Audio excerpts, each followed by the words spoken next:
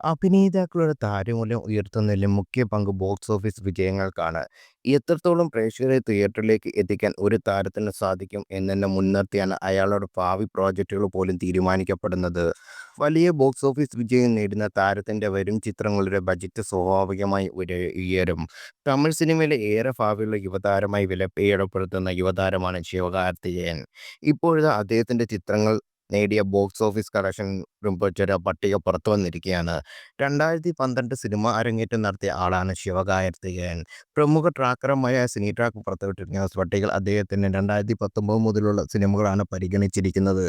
2019 പുറത്തിറങ്ങിയ mister local മുതൽ കഴിഞ്ഞ വർഷം പുറത്തിറങ്ങിയ അമരൻ വരെ തമിഴിൽ ആകെ 9 ചിത്രങ്ങൾ. ഈ ചിത്രങ്ങൾ ഓരോന്നായി ആകെ വന്ന ബോക്സ് ഓഫീസ് കളക്ഷൻ 885 കോടിയാണ്. അതായത് ആവറേജ് ബോക്സ് ഓഫീസ് കളക്ഷനായ 98.5 കോടി. ശിവകാർത്തികേയനേക്കാൾ എക്സ്പീരിയൻസ് ഉള്ള ധനുഷിനേക്കാൾ ഉയർന്ന ബോക്സ് ഓഫീസ് ആവറേജാണ് ശിവകാർത്തികേയന് ഉള്ളത് എന്നത് ശ്രദ്ധേയം. ഇതേ കാലയളവിൽ ധനുഷ് ചിത്രങ്ങൾ നേടിയ ആകെ കളക്ഷൻ 664 കോടിയാണ്. Average box office 74 കോടിയുമാണ്. അതേസമയം കരടിലെ ഏറ്റവും വലിയ വിജയം നേടാൻ കഴിഞ്ഞതിൻ്റെ സന്തോഷത്തിലാണ് ശിവകാർത്തികേയൻ. അദ്ദേഹത്തിൻ്റെ അവസാന ചിത്രമായ അമരൻ ആഗോള ബോക്സ് ഓഫീസിൽ നിന്ന് 335 കോടിയാണ് നേടിയത്. മുരുകദോസിന്റെ സംവിധാനത്തിൽ എത്തുന്ന മദ്രാസി മൾട്ടിസ്റ്റാർ ചിത്രം പരാശക്തിയുമാണ് ശിവകാർത്തികേയന് വരാനിരിക്കുന്ന ചിത്രങ്ങളും.